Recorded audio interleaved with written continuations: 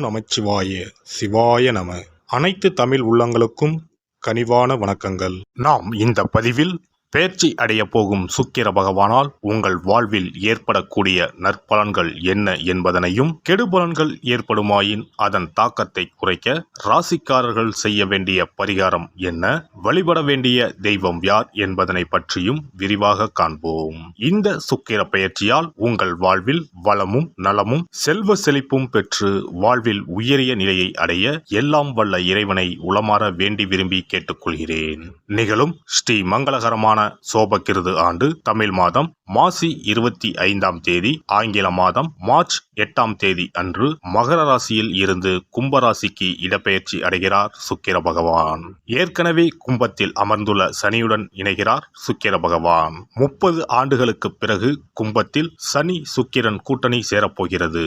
அதே போல மார்ச் 15ஆம் தேதி செவ்வாய் பகவான் கும்பராசியில் இணைகின்றார். 75 ஆண்டுகளுக்கு பிறகு சனி பகவான், சுக்கிர பகவான், செவ்வாய் பகவான் ஒன்று சேர்கின்றனர். வெவ்வேறான குணாதிசயம் கொண்ட இவர்கள் உங்கள் வாழ்வில் பல மாற்றங்களை கொண்டு வரப்போகின்றனர்.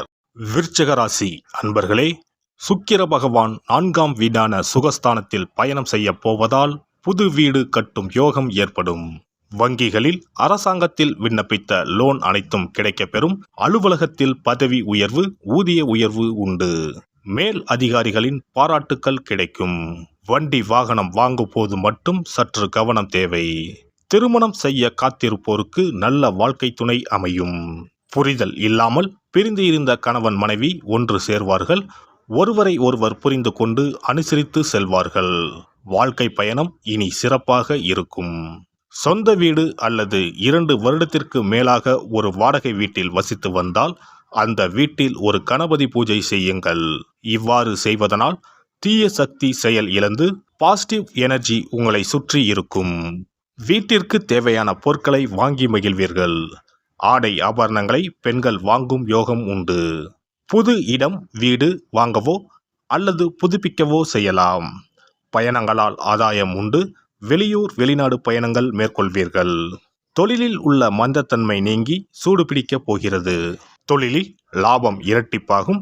பணவரவு அமோகமாக திருப்தி தரும். தொழில் விருத்தி உண்டாகும். புதிய கிளைகள் திறக்க உகந்த நேரம் இது. பணியாளர்கள் தங்கு தடையின்றி கிடைப்பார்கள். அரசாங்க வகையில் எதிர்பார்த்த சலுகைகள் கிடைக்கப் பெறுவீர்கள். உடல் ஆரோக்கியம் சிறப்பாக இருக்கும். தாயாரின் உடல்நிலை இப்போது சீராகும். வாகனங்களில் செல்லும் போது மட்டும் சற்று கவனம் தேவை. மாணவர்கள் ஆசிரியர் கூறுவதை பின்பற்றி செயல்பட்டால் தேர்வில் நல்ல மதிப்பெண் பெற்று தேர்ச்சி அடையலாம். நட்சத்திர பலன்கள்: விசாகம் 4ஆம் பாதம். சில காரியங்கள் எதிர்மறையாக நடக்கும். நீங்கள் இதுவரை எதிர்பார்த்த காரியங்கள் எல்லாம் இழுபறியாக நிறைவேறாமல் இருந்தாலும் ஏதோ ஒரு வகையில் எப்படியும் நடந்துவிடும் என்ற நம்பிக்கை இருக்கும். அனுசம் நட்சத்திரம். பழகும் மனிதர்களின் வார்த்தைகளை நம்புவதா வேண்டாமா என்று சமயத்தில் சந்தேகம் ஏற்படலாம். வாழ்க்கையில் பிடிப்பும் ஆர்வமும் இல்லாமல் சலிப்பு ஏற்பட்டாலும் எந்தவித பாதிப்பும் உண்டாகாது. கேட்டை நட்சத்திரம். குடும்பத்தில் நிலவி வந்த பிரச்சனைகள் மறையும். சிலருக்கு திருமணம் மற்றும் சுப நிகழ்ச்சிகள் நடப்பதில் தாமதம் ஏற்படும். யாருக்கும் வாக்கு கொடுக்கும் முன் ஆலோசனைகள் செய்து கொள்ளவும். பெருமாளை தரிசித்து வணங்கி வர எதிர்பார்த்த காரிய அனுகூலம் உண்டாகும். கொடுக்கல் வாங்கல் சீர்படும். காசி விசாலாட்சியை வழிபட எதிர்ப்புகள் அகலும். காரிய தடை நீங்கும். ஒருவரின் ஜாதகத்தின்படி சுக்கிரன் சிறப்பாக அமைந்திருந்தால் பொருள் வசதிகள், திருமண வாழ்க்கை, ஆற்றல், அழகு மற்றும் காதல் விவகாரங்களில் இனிமை போன்றவை தரும். ரிஷபம் மற்றும் துலாம் ராசி அதிபதியான சுக்கிரன் மீன ராசியில் உச்சம் பெற்றும் கன்னி ராசியில் நீச்சமும் பெறுவார். சுக்கிர பகவான் மோசமான நிலையில் அமர்ந்திருந்தால் வாழ்க்கையில் பல சிக்கல்களை எதிர்கொள்ள வேண்டியிருக்கும். சில அமைப்புகள் வறுமைக்கு வழிவகுக்கும். மோசமாக அமைந்த சுக்கிரனால் திருமண வாழ்க்கையில் பிளவு ஏற்படலாம். குழந்தை பெற்றுக்கான திறன் குறையும். சுக்கிர வழிபாடும் மகாலட்சுமி ஆராதனையும் செய்து வர சொந்த வீடு அமைவது நிச்சயம். சுபிட்சம் கிடைப்பது உறுதி. மகாலட்சுமி தாயாரை வணங்கி வந்தால் சுக்கிர யோகம் கிடைக்கப் பெறலாம். இல்லத்தில் சுபிட்சம் நிறைந்திருக்கும். பணம் இல்லாமலே வங்கி முதலான கடனை கொண்டு வீடு கட்டும் யோகமும் பலருக்கு உண்டு. அதேபோல் பணம் காசுக்கு குறைவே இல்லை என்று இருப்பவர்களுக்கு சொந்தமாக ஒரு வீடு கட்ட ஆசை இருந்தாலும் யோகம் அமையாமல் தள்ளி போவதும் உண்டு. சொந்த வீடு எனும் யோகத்தை தந்தருள்பவர்தான் வாஸ்து பகவான். பொதுவாகவே கட்டிடக்காரன் என்று சுக்கிர பகவானை சொல்லுவார்கள்.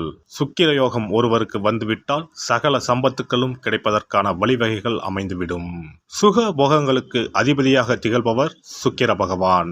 வெள்ளிக்கிழமைகளிலும் ஞாயிற்றுக்கிழமைகளிலும் நவகிரகத்தில் உள்ள சுக்கிர பகவானுக்கு தீபமேற்றி 9 முறை நவகிரகத்தை வலம் வந்து வேண்டி வந்தால் சுகபோக வாழ்க்கையை தந்தருள்வார் சுக்கிர பகவான். ஒருவருடைய ஜாதகத்தில் சுக்கிர பகவான் உச்சமாக இருந்தால் இந்திரலோகத்துக்கு இணையான மிக பிரம்மாண்டமான வீடு அமையும் என்பது ஐதீகம். சுக்கிர பகவானையும் மகாலட்சுமி தாயாரையும் உரிய ஸ்லோகங்கள் சொல்லி தொடர்ந்து வேண்டி வந்தால் வீடுமனை யோகம் நிச்சயம் அமையும் என்கிறது சாஸ்திரம். வெள்ளிக்கிழமை என்பதை சுக்கிர வாரம் என்று சொல்லுவார்கள். வெள்ளிக்கிழமைகளில் காலையும் மாலையும் விளக்கேற்றி சுக்கிர ஸ்லோகம் சொல்லியும் ஸ்ரீ மகாலட்சுமி சோஸ்திரம் பாராயணம் செய்தும் வர வேண்டும். ஸ்ரீ கனகதாரா சோஸ்திரம் பாராயணம் சொல்லியும் மகாலட்சுமி அஷ்டோத்திரம் சொல்லியும் வேண்டிக் கொள்ளலாம். அருகில் உள்ள ஆலயத்திற்கு சென்று நவகிரகத்தில் உள்ள சுக்கிர பகவானை மனதார வேண்டிக் கொண்டு 9 முறை சுற்றி வந்து பிரார்த்தனைகள் மேற்கொள்ள வேண்டும். அதேபோல் பெருமாள் கோவிலுக்கு சென்று மகாலட்சுமி தாயாருக்கு வெண்மை நிற மலர்கள் சார்த்தி லட்சுமி அஷ்டோத்திரம் கனகதாரா சோஸ்திரமும் ஜபித்து பிரார்த்தனைகளை தாயாரிடம் வைத்து வேண்டி வழிபட வேண்டும். வேண்டியதையெல்லாம் தருவார் தாயார். மகாலட்சுமி தாயாரை வணங்கி வந்தால் சுக்கிர யோகம் கிடைக்க பெறலாம். இல்லத்தில் சுபிட்சம் நிறைந்திருக்கும். புது வீடு பால் காய்ச்சும் யோகமும் உண்டாகும். ஜாதகத்தில் சுக்கிரன் வலுவாக இல்லையெனில் வெள்ளிக்கிழமைகளில் சுக்கிர பகவானுக்கு மிகவும் விருப்பமான வெள்ளை அல்லது இளஞ்சிகப்பு ஆடைகளை அணிய வேண்டும். இதனால் சுக்கிரனின் தீங்கு புலன் குறையும். 33 கோடி தேவர்களின் அருளை பெற்றிட காமதேனு எனும் பசுவை வழங்குவது அவசியம். பசுவுக்கு விருப்பமான உணவு வழங்குவது சிறந்தது. வெள்ளிக்கிழமைகளில் வெள்ளை பசுவுக்கு உணவளிப்பதால் சுக்கிர பகவானின் அருட்கடாட்சத்தை பெறலாம். பசுவுக்கு உணவளித்து வருவதால் சுக்கிரனின் பலம் அதிகரிக்க தொடங்கும். இந்து சமயத்தின் மிக புனிதமானதாக தான தர்மம் பார்க்கப்படுகிறது. சுக்கிரனின் அருள் பெற வெள்ளிக்கிழமைகளில் கோவிலுக்கு சென்று வழிபட்டு வருவது நல்லது. உங்களால் முடிந்த அளவுக்கு தான தர்மங்கள், அன்னதானம், நன்கொடைகள் வழங்குவது மிக நல்லது.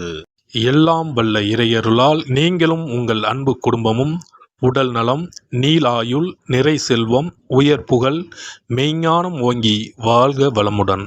இந்த வீடியோ பதிவு உங்களுக்கு பிடித்திருந்தால் லைக் பண்ணுங்க, கமெண்ட் பண்ணுங்க, ஷேர் பண்ணுங்க. மறக்காம சப்ஸ்கிரைப் பண்ணுங்க. பக்கத்துல இருக்கிற பெல் பட்டனை கிளிக் பண்ணுங்க. நன்றி, வணக்கம். ஓம் நமச்சிவாய. சிவாய நம.